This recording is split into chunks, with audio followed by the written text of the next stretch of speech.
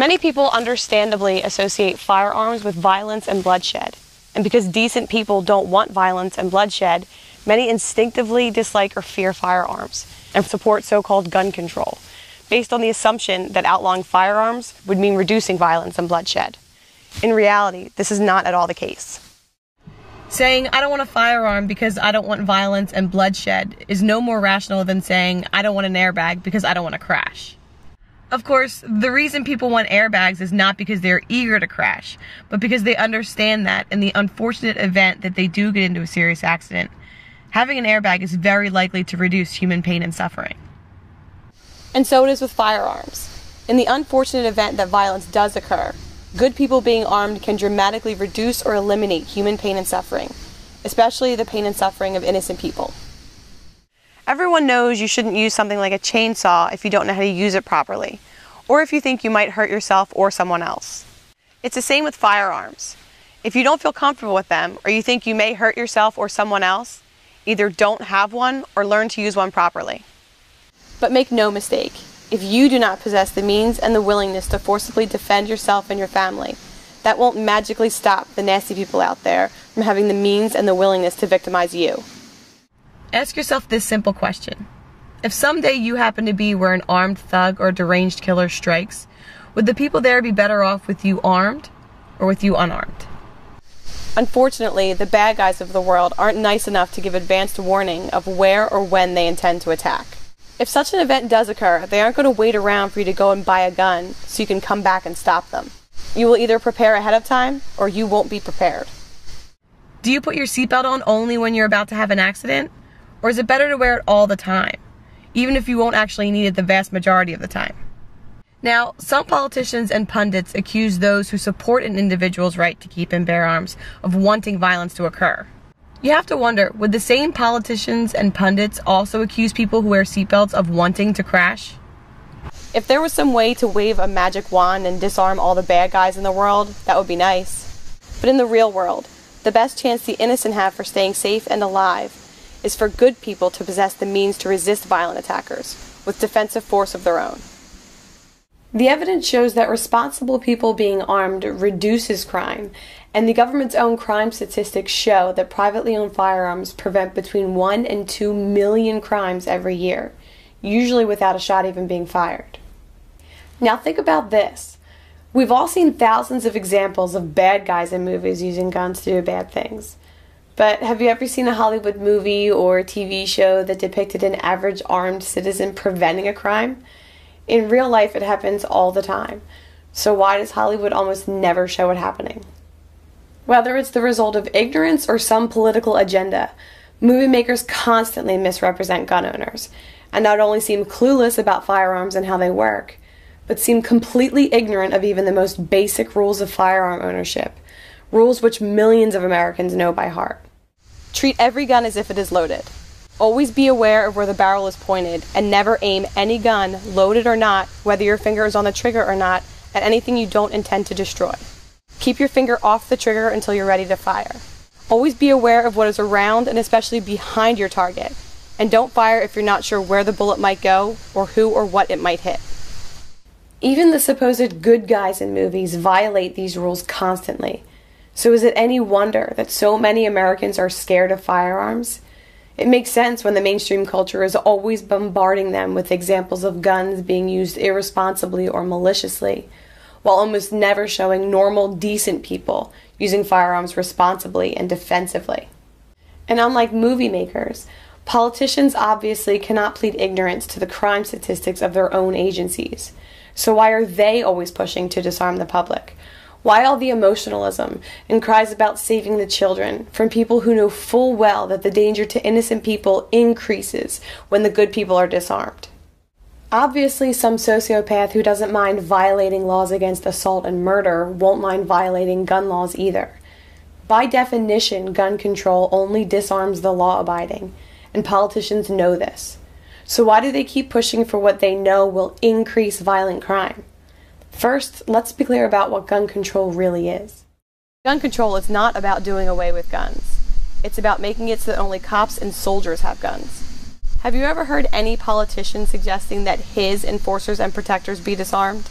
Their goal is not to make guns disappear, but to create a huge imbalance of power, with government agents remaining heavily armed and everyone else left helpless. The politicians know that wouldn't make you and me any safer. Far from it. So what is their agenda? Government is about control. By way of taxation, you are forced to fund the politicians' schemes. Whenever they enact a law, they aren't asking you nicely to behave a certain way. They are ordering you to do or not do certain things, with the threat that their hired enforcers will punish you if you disobey. You know this, even though you'll rarely hear it described this bluntly and honestly. The so-called lawmakers think they have the right to forcibly dominate and extort you. If you don't like funding warmongering, bailouts, a giant welfare state, or a giant police state, they don't care. You will pay up, or eventually they will send their men with guns to take your property or put you in prison. This is true of so-called gun control laws as well. If some peaceful, moral person owns a gun for self-defense, after the politicians declared that to be illegal, what happens to him? Other men with guns show up and, using violence or the threat of violence, forcibly take that person hostage. In reality, so-called gun control is gun violence. It's obvious why those in power want their own enforcers to be armed, so they can force you to obey them. And it should be just as obvious why the last thing the controllers would want is for you to possess the means to resist their enforcers. As people get more and more upset about what those in Washington are doing, and more inclined to resist, it should come as no surprise that those in government are becoming more desperate to disarm the people.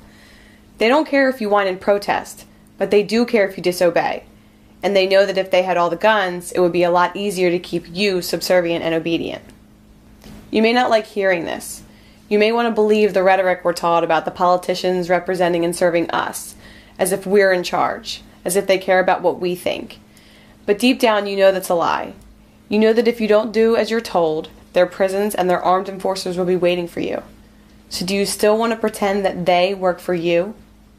In recent years, those in power have engaged in more and more fear-mongering regarding so-called assault weapons, military-style rifles. What you won't hear from the politicians, but what the government's own crime statistics show, is that such weapons are used in only a tiny percentage of crimes. So why do the politicians focus on them so much? Such firearms are not at all ideal for the common criminal, since they are expensive, unwieldy, and difficult to conceal, which is why the common criminals hardly ever use them. However, such weapons are ideal for a very different purpose: resisting government. And that is why politicians despise and fear them. They aren't worried about the common criminal who might victimize you. They're worried about you having the means to resist their attempts to control you. If you doubt this, take a look at how some in government have recently been characterizing people as potential terrorists, merely for objecting to high taxation, or opposing gun control, or protesting other authoritarian power grabs.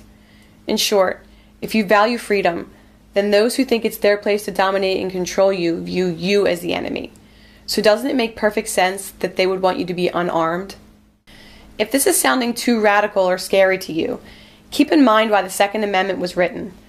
Even with the Constitution in place, the founders still thought it was ultimately the job of the people, not any legislature or court, to decide when the government had gone too far and to forcibly resist if necessary. So is it any wonder that the American ruling class now views anyone who talks too much about the Constitution or the Declaration of Independence as a possible terrorist? If you were a tyrant, how would you view people who were cheering for a document which says that the people have the duty to alter or abolish any government which becomes a violator of individual rights? Some who still celebrate the American Revolution as a noble victory for freedom argue that oppression in the U.S. today is not bad enough to justify forcible resistance again. But by any objective measure, what the United States ruling class is inflicting upon the American people now is far worse than anything King George ever did. Taxation levels 10 times higher and far more intrusive and unavoidable than they were before the Revolution. Government bureaucracies, regulators, and enforcers interfering in people's lives in 1,000 ways that the British Crown never even dreamed of back then. Yet Americans still celebrate the 4th of July, while making excuses for why today they wouldn't dream of disobeying the ruling class. Many will insist that as long as we have a constitution, and as long as we're allowed to protest, and especially as long as we're allowed to vote, there will never be a need for people to resort to outright resistance. Unfortunately, history shows that such an opinion is completely misguided. When Mao Zedong was in power in communist China, heading the most murderous regime in history, the people had a constitution, which said they had the right to protest and petition and allowed them to vote. When Joseph Stalin was in power in Soviet Russia, heading the second most murderous regime in history, the people had a constitution, which said they had the right to protest and petition and allowed them to vote. When the Nazi Party was elected into power in Germany, the people had a constitution, which said they had the right to protest and petition and allowed them to vote. Today, in North Korea, one of the most brutal, oppressive regimes on the planet, the people still have a constitution, which says they have the right to protest and petition and allows them to vote. What all those other constitutions did not include, however, was the right of the people to be armed. The lesson to be learned here is that constitutions and words on paper do not stop tyranny. Being allowed to protest and vote does not stop tyranny. So what does? Patrick Henry, who gave the famous "Give me liberty or give me death" speech, answers that question, saying that when it comes to liberty, nothing will preserve it but downright force, adding that whenever you give up that force, you are ruined. Interestingly, the three worst mass murderers in history seem to agree. Mao Zedong declared that the Communist Party must command all the guns. That way no guns can ever be used to command the party. Joseph Stalin proclaimed, "If the opposition disarms, well and good. If it refuses to disarm, we shall disarm it ourselves." And Adolf Hitler bluntly stated, the most foolish mistake we could possibly make would be to allow the subject races to possess arms. And if you want to know what happens when authoritarian regimes succeed in disarming people, all you need to do is open a history book. This is what the world looks like when the good people are not armed. Tyranny has never been ended, and freedom has never been achieved by asking nicely. Frederick Douglass summed up the truth quite well when he said, "Power concedes nothing without a demand. It never did, and it never will." Find out just what the people will submit to, and you have found out the exact amount of injustice and wrong which will be imposed upon them. And these will continue until they are resisted, with either words or blows, or with both.